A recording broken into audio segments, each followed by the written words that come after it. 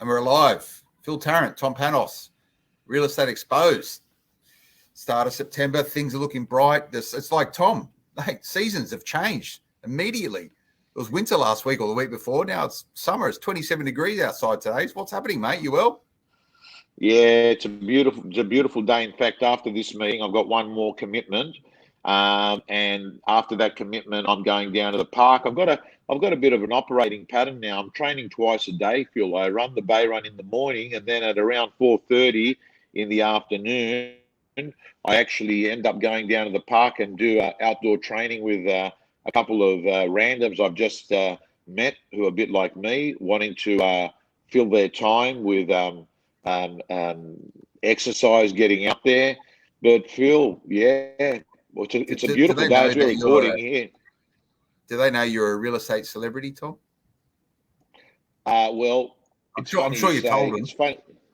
It's funny. No, I don't. I actually, believe it or not, I go to this place because there's a cafe there, and I go there because I can spend time on my own, right? Instead of having to talk about the real estate market to everyone.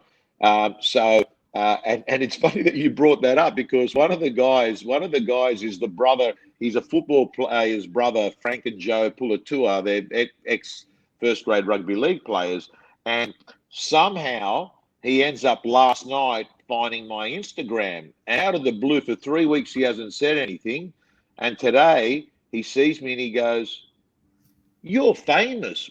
You're famous." He points at me like that. And I go, "What?" And he goes, "I went on Instagram." He goes, "You've got the blue tick. You're verified." And he goes, "Mate," and he starts telling this other guy. Anyway, the long short of it is, Phil, I like to keep it low profile in the mornings because, and I never post what cafes I'm at because I find, I don't know about you, Phil, but in the mornings, if I have a coffee, I get this 5 or 10 minutes of real clarity and say to myself, okay, that's what needs to get done 100% today, right? I get this, and I think it's a combination of the exercise, the endorphins, and the caffeine. And I say to myself, this is the most useful thing. Good question, by the way, I'll give you, Phil. Ask yourself this question every so often. If I only had 1 month to get my 6-month goals, what would the activities I would be doing? Because you get so overwhelmed, Phil. You get so overwhelmed with so many choices of so many things that you could be doing, right?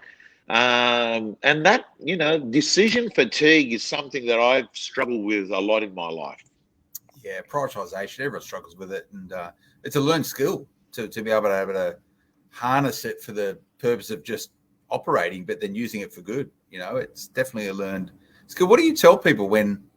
Never asked you this before, like that your buddies down at the park who just some randoms who you stumble around and you make friendships with them. When you get to that awkward conversation about what you do for a living, what would you say? Do you go, "Oh, I'm an auctioneer"? Is that your job? No, it's simple, mate. I do real estate, and then if someone quizzes me further and they say, like, what area do you work in? I'll just elaborate. I said more real estate marketing, teaching, auctioneering, and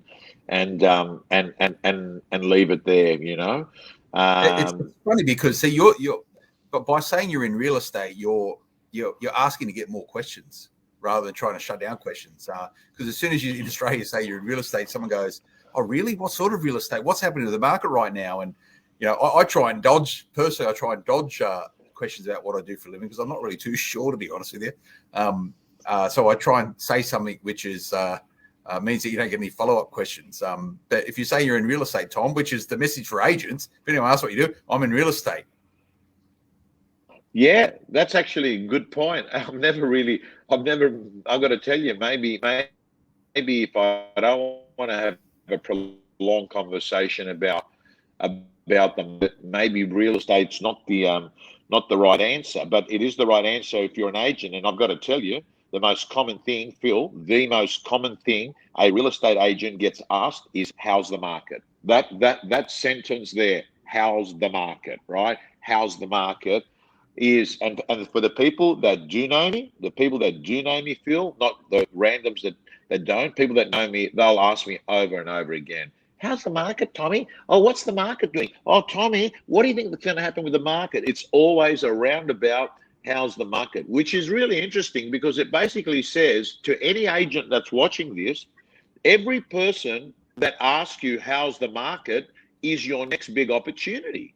As an agent, it's your next big opportunity. And I've always trained agents, Phil, when someone says, how's the market? The best response is this. It's different for different people.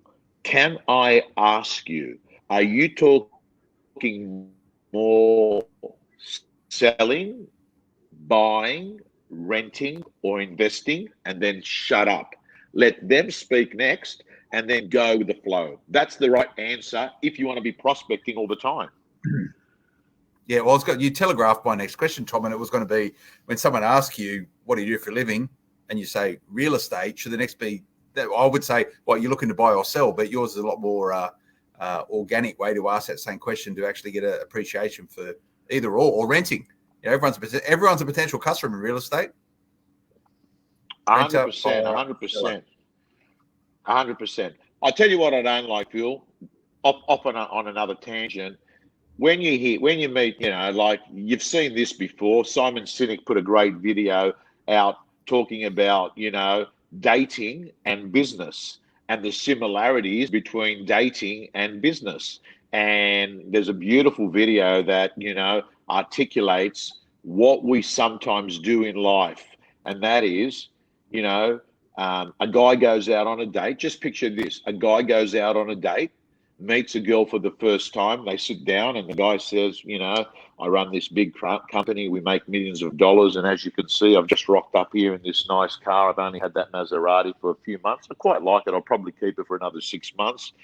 And, you know, I spend a lot of time traveling overseas, obviously not with COVID at the moment. I like to spend a lot of time in Mykonos. And as you can see, I work out every day. That is the equivalent that happens in business when someone meets and says, hey, mate, I want to tell you, you know, this is who I am. This is what we do. The point is this. People get turned off if you have too much of a conversation about yourself. And I'm very, very mindful of that. I sort of always, and I've got to tell you, Phil, I'm a curious person. So it's easy for me. I am fascinated. When I don't know what it is, I'm fascinated when I'm talking to someone about what their life was all about. Like, you know, what they do, where they live, what are the stuff they like. So I always seem to move the conversation from me to them. I completely the same way. One of the things I most dislike is talking about myself. Hence the reason why I'm in a perfect job where I talk to other people and I get to control the conversation. Out of most of the broadcast stuff I do, Tom, this is probably the only environment I put myself in where I'm getting asked questions sometimes and what my views and opinions are rather than me extracting that out from other people, which is an environment I'm comfortable and happy about. So, yeah, it's funny. But it is a skill to be able to get, and we're talking about real estate, we talk about selling, effective sales skills. The number one sales lesson I ever learned, and I've learned it from a number of people, Alex Woodlock being one of them, yourself, Tom, is just listen. You know, listening is the best sales skill anyone can ever adapt. That's what I try and teach my kids. Just listen to people. You get so much information. Yeah. And I think if you listen really hard, you're picking up verbal and non-verbal, you know. Like, for instance, I had a conversation with someone today who I found out subsequently is really struggling. And I said, how's life? And he said, oh, pretty good. Now, if you look at the words, oh, pretty good, that would sound like it's a pass, right? But maybe it's the fact that I have so many conversations with people in a training, you know, consultative approach. When someone sort of stutters and says, oh, yeah, pretty good, it's also saying to me is that maybe it's not that good. and then we drill down. And I use we're digressing, Phil, but I use today's an important day. It's Are You Okay Day, and it's I did a session with Seth Watts from VPA campaign agent for his team today on Are You Okay? Most of them been Melbourne lockdown, right? And it's really interesting because one of the themes that they spoke about is there is a lot of people at the moment, New Zealand, Melbourne, Sydney, that are silently suffering lives of private desperation, right? And, are you okay? If you were to ask someone, are you okay? I've got to tell you, a lot of people that aren't okay aren't going to say, I'm not okay, right? They'll, yeah. So I'm just noticing, Phil, I'm getting a bit of a lag. Am I coming across as a bit of a lag occasionally or not? Yeah, you are. You're breaking in and out. It must be your dodgy internet. Okay. I imagine. Okay. Yeah. I'm gonna hold this thing, and I'm gonna move. So There we go. Just bear with me. By the way, this guy does online coaching at the moment for a living and online auctioneering. You would expect that he would have several redundancy for his internet because at the moment he's not showing a good showing for. If you want Tom's coaching clients, don't listen to him about when he talks about technology. That's it, Tom. Yeah. I want to talk to you about technology. There's a couple of technology things going on at the moment. One of them I've heard, a little birdie has told me something about a new app for the real estate gym. We'll get that to that in a moment. But we've got to have a chat about, mate, where we are in this lockdown. And are you okay day? It's absolutely every day should be a Are You Okay Day, and you shouldn't need to wait 365 days to ask friends and colleagues whether or not they're tracking well. It should be something which, if you do listen, you can be finely tuned and you should be able to pick up these signals over time. But we now know, Tom, that the lockdown in New South Wales will be ending at a period of time. I think the magic date is the 18th of October. And whether I'm still going is on. The 18th of October sounds like the magical date of lockdown. Now, no doubt that's going to be good news for a lot of people who are locked up at the moment, particularly in New South Wales. I don't know what the date yet is in Victoria, but with a view that in 5 weeks' time, life should start turning to something which is normal. However, you've been on the blower. You've had some meetings over in the UK, and I'm pretty dialed in also into Europe as well. Things are just back to normal. The future's looking bright once we come out of lockdown. If you want to have an eye or look into the future, if you want a crystal ball, just see what's happening in the UK, which are 4, 5, 6 months ahead of us, Tom. Things are going to go good, I think, when we come out of this lockdown. Things will get back to normal. I think you're going to be back on a plane. You're going to be coaching more than ever before in person. Are you excited about that? I'm excited, Phil. In fact, I booked my first overseas speaking gig last night, 10th of June, on my birthday next year in the UK, which is the equivalent of an ARIC that they hold there. And when I was having a briefing call, I've done this event 4 or 5 times before, and I actually love it because it's a great time of the year to be in Europe. When I actually booked the event, we had a half an hour briefing call. But what was interesting is I stayed on that briefing call for 2 hours and 15 minutes yesterday, Phil. And the reason why is I was just I've got to tell you, I came out of that meeting so enthusiastic and optimistic about the future, because you are right. The UK is probably a very, very good picture of our future in the next 3 months. And I've got to say to you, Phil, that in that meeting, what's become very clear is that there is very little to show 18 months of a pandemic. Very little. There are no masks apart from on the tube. I noticed we're still getting the occasion. Are we still getting an occasional lag, Phil? Yeah, a little bit, mate. It's not as bad. So what I'm going to, Phil, I'm just going to sort this out once and for all. I'm just going to move to a. Just bear with me. I'm just going to move to a different Wi-Fi here. Which use this one here. We use this. Oh no, that one looks pretty good. Okay, no, we're all good. We're all good. So cool. Here's the summary of. Here's a summary of yesterday's conversation. Number one, The real estate market has gone absolutely crazy, absolutely crazy. When we talk about crazy, you've got a high appetite from buyers and you've got a high appetite from sellers. Turnover is off the charts. Price growth is off the charts. It's like you've had a bunch of people locked away in solitary confinement and they've come out and they feel bulletproof and they feel, courageous and they feel like they want to have a go. So that's the first thing. The second thing is that gyms, pubs, clubs, shopping centers, everything is normal. Soccer stadiums, soccer's the main code there, absolutely packed. Airports, he was flying off to Spain the next morning. He said to me, mate, I'm going to Spain. And I go, what are you doing there? He goes, go have a week there. I go, what's that all look like? He goes, mate, I went to Spain 2 weeks ago. And he goes, I'll tell you what it's like. You wear a mask on the plane. That's it, right? That's it. You wear a mask on the plane. Everything else is normal. It's inbuilt into, they got a thing called the NHS system, which shows that they're fully vaccinated. Then it's very, very clear those that are vaccinated end up having a lot more freedoms than those that are not vaccinated. There is a lot of cases still. There's a lot of COVID cases.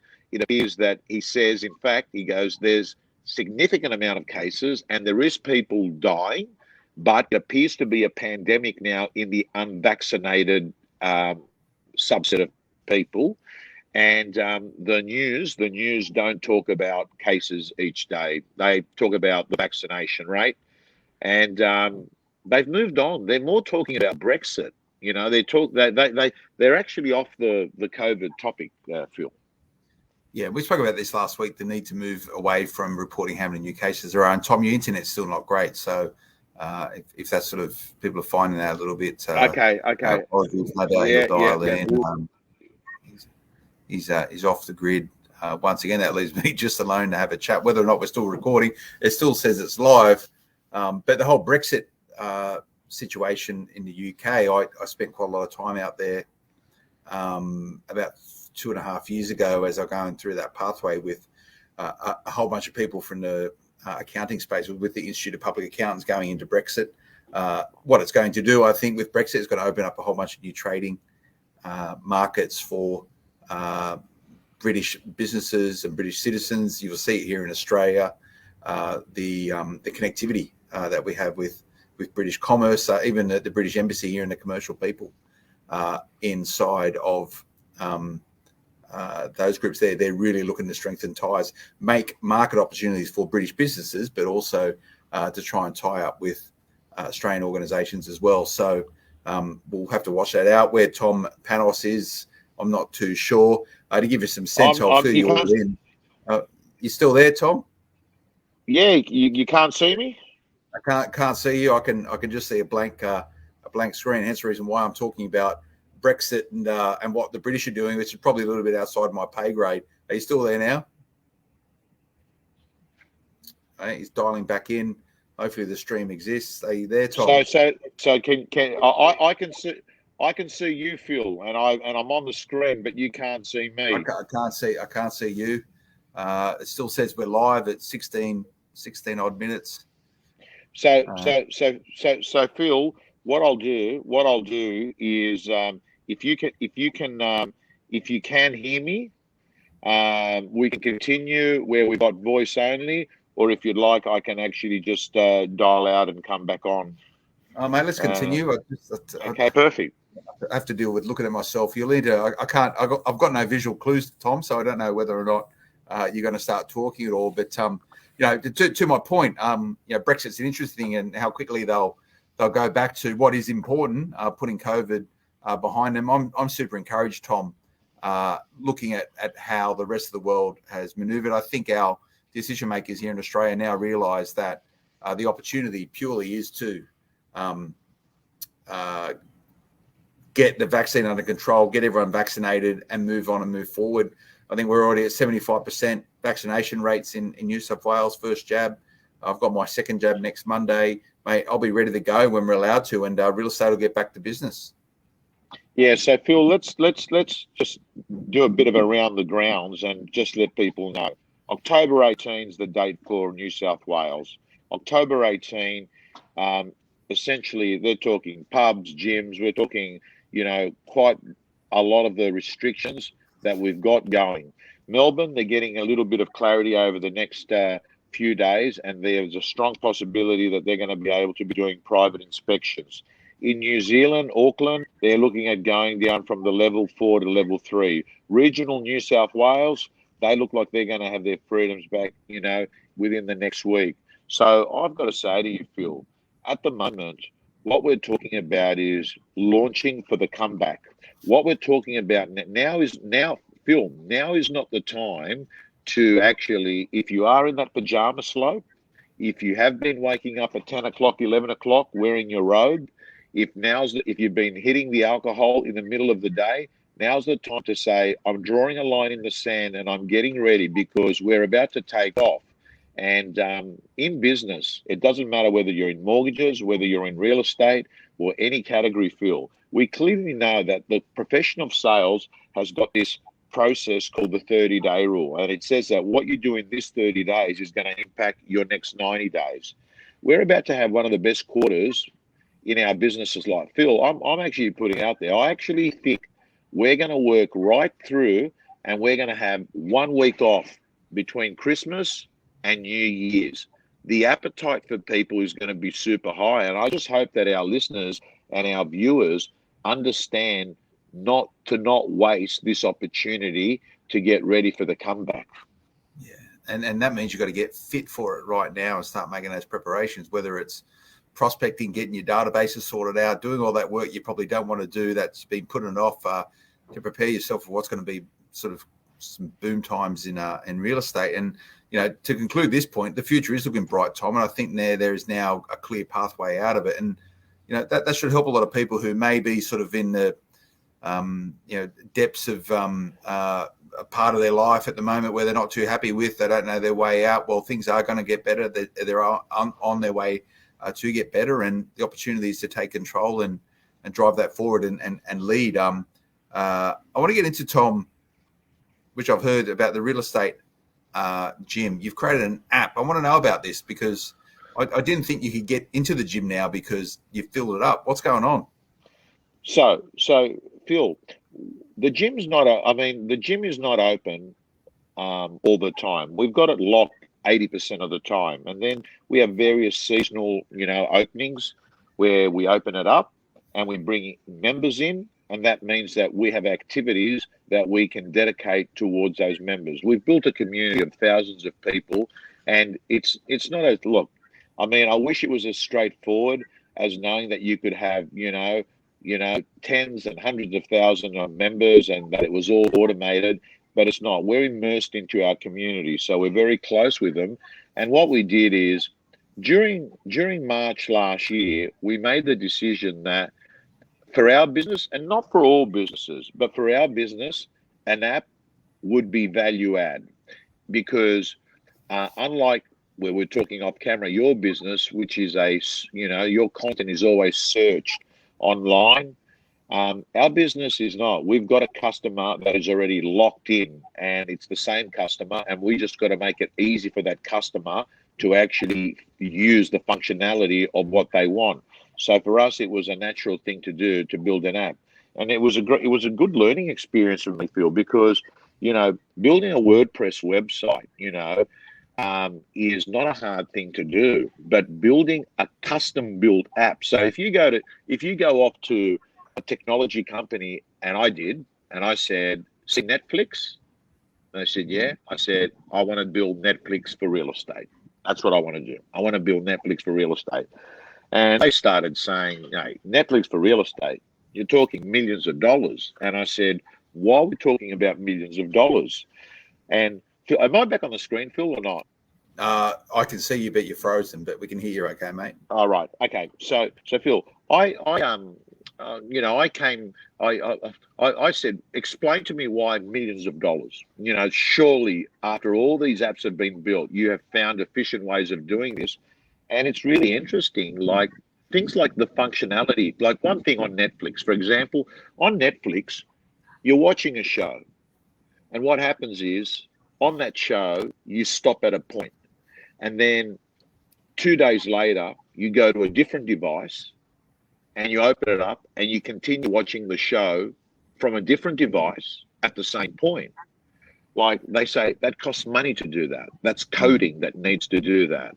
Or example, you don't want to watch something, you only want to be listening to it. Oh, we got to create code for that, right?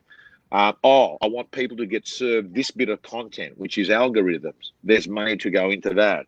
So there was a bit of an investment, but Phil, I'm excited because COVID was an opportunity to do project work, right? We talk about, what do you do there? So we're excited, and we're just encouraging all our real estate gym members to go to Android or to Apple, wherever they get their apps, and download the app and start consuming the content by the app. If you want to keep using your computer, of course you can. But yeah, so I'm pumped about it. That's just, look, I know it sounds like a bit of a plug, and it is, but the main thing is I'm not looking for new gym members. I just want to let our current gym members know, if you haven't downloaded the app, download it now. Yeah, and I can see why an app with the type of content you have inside the real estate gym makes sense, Tom. It's much easier and a much better experience for watching a lot of video and the content that you serve. So I might have a look at it one day. Maybe you can sling me a free subscription 100%. to the real estate 100%. gym. I'll critique it, mate. Maybe we can do some reports on real estate business around it. But Tom, that was a good opportunity for you to rethink the client experience for those agents and those other people. I know you have clients inside mortgages who lean on you for the important work that you do in the real estate gym. It was a good time to go about doing that. And I remember chatting to you back in March and April of last year, and I would say, inverted commas, your reluctance to move on to online auctioning, thinking that you've got 15, 20 years of auction experience. You've always done it in person, and it always needs to be that way. But I think things have changed, mate. And I was chatting with a MP, a federal MP, the other day about how they can now present to the chamber via Zoom. And I went, do you reckon this is going to stick around? Like the necessity is that you can now do that via video because we've had to do that. Is it going to happen? And even his view is that whether or not you're going to be able to do that within the chamber itself, but Zoom is now going to be accepted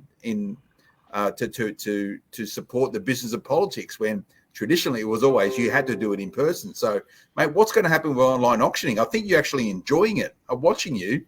There's no shortage of social posts from you on every weekend telling me how you've sold XYZ property out of Padstow with your wooden spoon. Mate, you're into it now. Is it here to stay on online auctioning? I'm not 100% sure if it's here to stay. I can tell you it works. There's no question about it. It works. And the reason I know it works is I conducted 65 Zoom auctions and sold around 60. This thing works. Will it be around to stay? I'm not 100% certain, because I look at what happened last time, Phil. Last time, as soon as the lockdowns finished, everyone just ran back to on-site auctions, right? So I'm just going off that old behavior. But having said that, this time around, Phil, we've had a good run at online auctions. Last time, there was really not much happening, 5 or 6 weeks of it. This time, we've had a very, very, very good run of them. They are selling. I've learned, by the way, I'll tell you what, there's a skill to it. I mean, and I should produce a bit of content on that. Like, for instance, when you're taking bids off people, I refer to them in their first name. Like, there's something nice about, hey, Phil, thanks for that bid. Phil, how about another 10 grand, right? Instead of, registered bidder number 7, what's happening? I think calling them by their first name, big help. Well, I reckon, mate, roll me out any given Saturday to sell one of these places. I can probably shift a property for over reserve purely because the market allows it. So, 60 out of 64, obviously you're a good auctioneer and I won't knock you on that, but the market's sort of helping you out quite a lot with that. I'd like to see how what your conversion rate or how you would go in a market which is on the down, right, where it's often harder to sell a property, and maybe that's in time we'll be able to have that. But With online auctioning, I could see from your point of view and for the vendor, and I'd like to see how this moves forward, is a hybrid version makes sense because you're going to get a whole bunch more people attending auctions into the future, particularly in a downward market. You want to get as many people there as possible, connected and potential buyers. Do you think the hybrid is the future? And is the technology stuck up now, Tom? The technology's sound. I mean, and I've tried a number of platforms. I've tried, there's Anywhere Auctions, which, I adore. I think it's good. And I've had a relationship with them. Auction Now, which is the Peter Matthews one. I've done a number of those on there as well. It's pretty good. Zoom is the one that I've done most of the auctions. And Phil, Zoom is the one that you actually see the bidders on the screen. So John McGrath and I both did our first. We did a non-Zoom one, and then John actually said to me he actually did one with another platform, but insisted that they have Zoom on at the same time because John understands the advantage of looking at someone's face, right? So on some platforms. You're getting numbers, and it's a little bit like Kena at the RSL Club, number 73, right? And it comes up on the screen. Phil, I think you've nailed it, what you've just said, and that is, what's life going to be like on a digital auction with one buyer, right? With two buyers, with an average marketplace, right? I've asked a number of the agents. For agents, it's really interesting, Phil, because for an agent, Duncan Gordon from Rain and Hall in Newtown said the best way to describe it is playing a game of rugby at an away stadium. You're sitting in your office. You're on the Zoom as well. You can't see the buyer face to face physically. You're watching them. You really can't talk to them because they're on the Zoom in front of other people. And you sit there and you just feel like you're not in your home ground, Yeah, and I get that. And imagine as an auctioneer, it's a challenge as well. We within Momentum Media, as you all know, we do a lot of events. We use a lot of, speakers, presenters and comedians to MC. One of them, we use him all the time, Vince Sorrenti, good friend of Momentum Media. He worked with us right through the first lockdown period where we transitioned everything to virtual events, where he was trying to be doing what he does, and that is sort of entertain people through the lens. And it's just a one-way piece of communication, to actually have people in the room. So we always used to go into the room and bring, where we could do under lockdown conditions, people in the room to clap and laugh and get involved in it, even if it was just a handful of people, because he needed that two-way interaction to get a sense for how his particular bit of comedy was going down. No doubt the same applies in auctioneering and for real estate. And for you, Tom, how are you measuring success at the moment? Like, to my point, if a property is priced well, it will sell. Absolutely. So how are you measuring your success, or whether or not you're going above and beyond and adding greater value to vendors? It must be hard to measure it over reserve at the moment because things are just out of control. Yeah. Good point, Phil. And the other thing I'll say, and this is important, real estate agents, I've got to say, I don't think you do yourself anything really good in the marketplace by reaffirming to people, hey, I sold this for $1 million over reserve, right? Like, the market's the market. Everyone knows the market's hot. Don't sort of jump on and say, hey, I did this. I actually think there's enough of that happening, and I don't think you pick up any credibility in the marketplace. The second thing is, listen, I'm a student of the game. In my own brain, I know when I've added value and other times where I walk off and I think I should have said this or done this. So for me, Phil, the ones I really love? It's the ones where the agent says to me, Tom, I'm letting you know the owner wants 2 million. And I don't think we're going to get 2 million. We've got these buyers, it's probably going to stop at 1.8. And then I say, would it be okay if I'm allowed to ring the buyer up during the auction and speak to them if we get to that bit where it stops? He says, absolutely, absolutely. I'll give you the phone number and we'll let the buyer know that if it stops, that they may ring you. That's where I like the difficult ones, right? Because the easy ones actually make you unemployable. And I'll tell you why.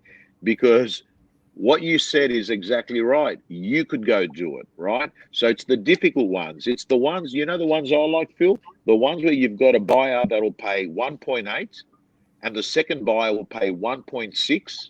So the second buyer won't push the first buyer up. And then you've got a vendor who's might have a really lottery ticket reserve. I like that because it's got problems all over it. And what I'm doing is in my head, I'm thinking to myself, okay, this person here, like I had a vendor on Saturday, and the vendor goes, oh, but Tom, we can't sell at 1.8 million because we bought it at 1.7. That's when I get on the phone. I said, hey, listen, what you bought it for is called purchase value. What you've got today is called market value. There's no link between purchase value and market value. For instance, if you'd bought the property for $100,000, would market value be different today? Or then they say, oh, but Tom, you don't get it. We're selling when we're moving to Byron Bay, and Byron Bay is really expensive, And I'll say, great. Where you're moving to is called your destination value. What you've got today is called market value. There's no link between market value and destination value. For instance, if you were moving to Mount Druitt, would the value of your home be different today? That's where I like to come in, where I can dumb things down, make it easy for people to understand. I don't say that disrespectfully, but I think sometimes real estate agents speak in real estate agent lingo, and what you've got to do is simplify it and make it easy for people to understand. So they're the ones I like, Phil. Phil, I'm being mindful. I know we've had a choppy production here today, but I'm sure that the audio gets the point of what we've been talking about across. Yep. Absolutely. And those people tuning in on the REB Podcast Network, welcome. You can also watch this live, which we record every single Thursday at about 1:30. So if you're picking this up on the podcast, you listen to this in your car, tune in on Thursdays if you want the live as well, where we also normally put comments up and everything. But Tom's internet connectivity is not great at the moment. Yeah, I thought I'd use an iPad, and I noticed that the iPad connection seems to be not as good as the desktop. But Phil, listen, next week I'd love to talk to you and get an update on some of these state awards. I know that you had your Queensland ones this week, but I want to go over those if we can next week, and by then you might have even some more awards. I'm not sure. This is the REB Top 50 Agents, our new state-based ranking. We went through South Australia last week. So, Tom, by next week, we should have them all cleared through the decks, and we can go through it and look at some of these star performers and movers and shakers paving their way in their local state. 100%, because you don't have to be in Double Bay or Toorak to be a winner. Everyone's out there doing great stuff and good stuff that REB is recognising the winners at a state level, which I think is important, because in every sport category, you've also got states, you've got the big nationals. So I think you've mirrored that template very well. Phil, it's been great chatting to you, and we'll talk next week. Nice one, Tom. Thanks for joining us, everyone. Thank you.